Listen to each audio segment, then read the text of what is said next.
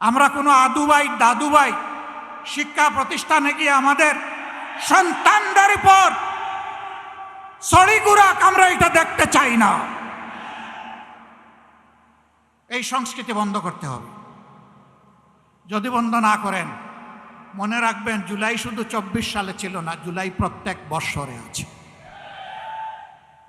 সে জুলাই আবার ফিরে আসবে ইনশাআল্লাহ, এবং তখন ফাইনালি ফেসিবাদের কবর রচনা হবে। শুভ বুদ্ধির উদয় হোক, জনগণের রায়ের প্রতি সম্মান দেখান, 70% মানুষের রায় মেনে নিন, গণভোটের রায় বাস্তবায়ন করুন। যদি না করেন, আমাদের লড়াই সংসদের ভিতরেও চলবে, খোলা ময়দানেও চলবে ইনশাআল্লাহ। এবং আল্লাহর পর ভরসা করে বলতে পারি, এই লড়াইয়ে জনগণের বিজয় হবে ইনশাআল্লাহ। আমরা আপনাদের কাছে কথা দিয়েছি আগে, এখনও কথা দিচ্ছি। আমার সহযোদ্ধারা যেমন বলেছেন, ইনশাআল্লাহ আগামীর লড়াইয়ে জাতির প্রয়োজনে সামনের সারিতে থেকে আমরা যুদ্ধ চালিয়ে যাব। আমাদের জীবনটা আল্লাহর জন্য, মানবতার জন্য, দেশের জন্য, জাতির জন্য।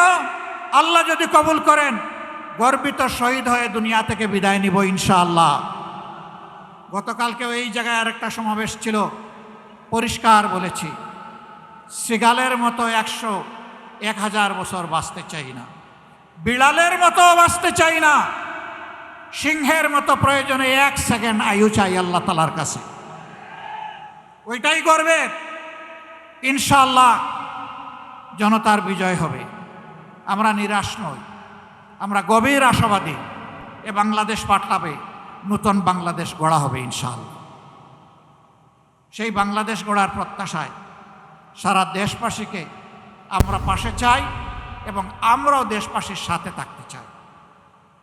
আমাদের কোনো নিজস্ব দলীয় ব্যক্তিগত কোনো দাবি দেওয়া নাই। আমাদের সমস্ত দাবি দেওয়া দেশবাসীর অধিকার আদায়ের জন্য। এ লড়াই চলবে ইনশাআল্লাহ, লড়ে যাব ইনশাআল্লাহ, আল্লাহ সাহায্য পাবো ইনশাআল্লাহ, আমাদের বিজয় হবে। আল্লাহ হাফিজ। বাংলাদেশ জিন্দাবাদ। বাংলাদেশ জামাতে ইসলামী জিন্দাবাদ।